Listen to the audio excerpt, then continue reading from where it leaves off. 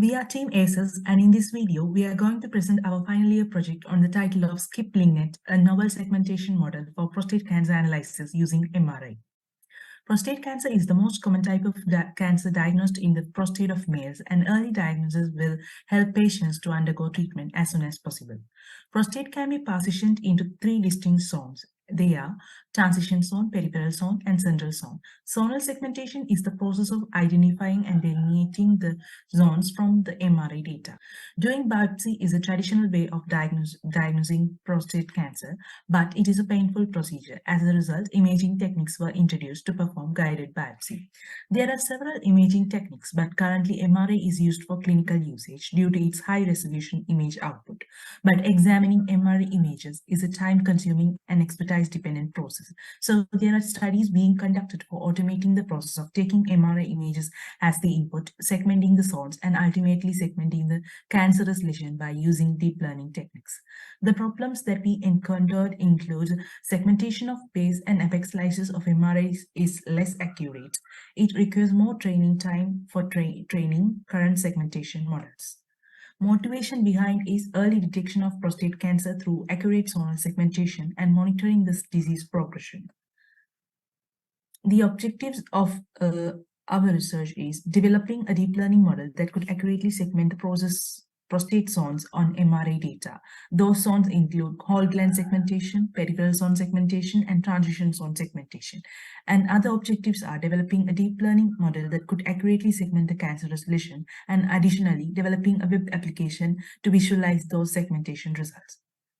The outcomes of our research is a deep learning model for prostate whole gland segmentation, peripheral zone segmentation, and transition zone segmentation, and a deep learning model for lesion segmentation, and ultimately the web application that can be used by doctors for clinical usage to visualize the segmentation results. The novelty behind our research is developing our own model for prostate whole gland and zonal segmentation that can take less training time compared to best performing state-of-the-art models, and that can give comparatively better accuracy as state-of-the-art models and incorporate the transformer modules just like other unit architectures. This figure shows an abstract view of the lesion detection system. We proposed to train our model separately for different segmentations. Initially, our model was trained by using prostate MRI images as the inputs and prostate whole gland masks as labels.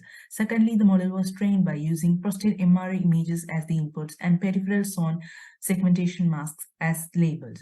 Similarly, for transition zone segmentation, the model was trained by giving prostate MRI image inputs and transition zone masks as labels. At last, we trained the model for lesion segmentation. For lesion segmentation, rather than only using prostate MRI as images as the input, we use the prostate whole gland masks, zonal segmentation mask, along with the prostate MRI as the inputs to the lesion segmentation model and lesion prediction model. The lesion segmentation model gives the lesion mask, while lesion score model gives the predicted lesion score value and the severity of the cancer.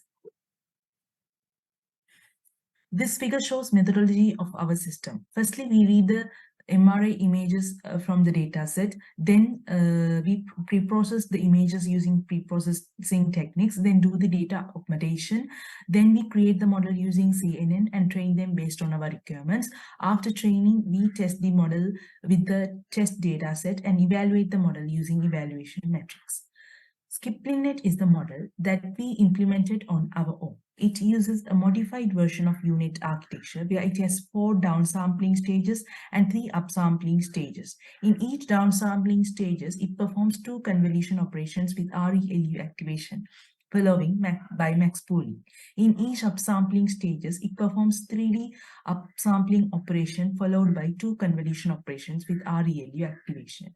Moreover, our model incorporates multi-scale features by using feature fusion module that concatenates the feature maps of different levels of the encoder and decoder stages. It also includes skip connection between the encoder and decoder stages, which allows for the fusion of high-level and low-level features and improves quality of segmentation.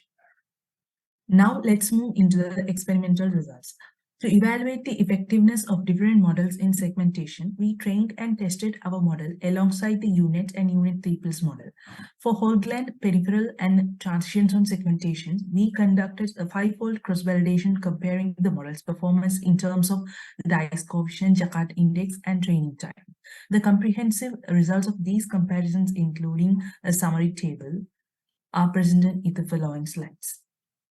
In this table, we present the test results for prostate whole gland segmentation, and each model was trained for 100 epochs per fold. Here, our model outperforms the UNet model significantly in terms of the segmentation accuracy for the prostate whole gland. It also performs closely to the UNet 3 plus model. Notably, our model achieves comparable results to UNet 3 plus, but with only 1/3 of the training time. This demonstrates that our model offers a compelling trade-off between performance and training resource efficiency. This shows dismetric versus fold-line graph for prostate whole gland segmentation. As illustrated, our model consistently outperforms the UNet model and performs closely to the UNet 3 plus model. This diagram shows the actual versus predicted images for whole gland segmentation, and you can see the comparison of predicted outputs for already existing UNet and UNet 3 plus versus our SkipLinkNet model. UNet overestimates the actual, while UNet and UNet 3 plus more accurately predict the output. In this table, we present the test results for transition zone segmentation, and each model was trained for 100 epochs per fold. Here, our model outperforms the UNet model significantly in terms of segmentation accuracy for the transition zone. Notably, our model achieves comparable results to UNet 3 plus, but with only 1/4 of the training time. This is the fold versus dismetric line graph for the transition zone segmentation. These images illustrate the actual segmentation compared to the predicted segmentation for the transition zone. The UNet model tends to overestimate the segmentation area in this case as well. However, both our model and the UNet 3 plus model demonstrate a close approximation to the actual segmentation area for the transition zone.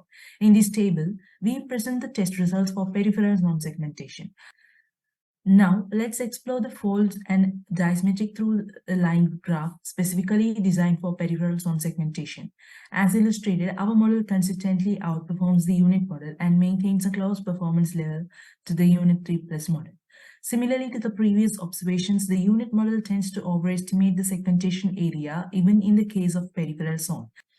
Nextly, due to the time limitations, we are going to skip the comparison between existing 2D models and our model.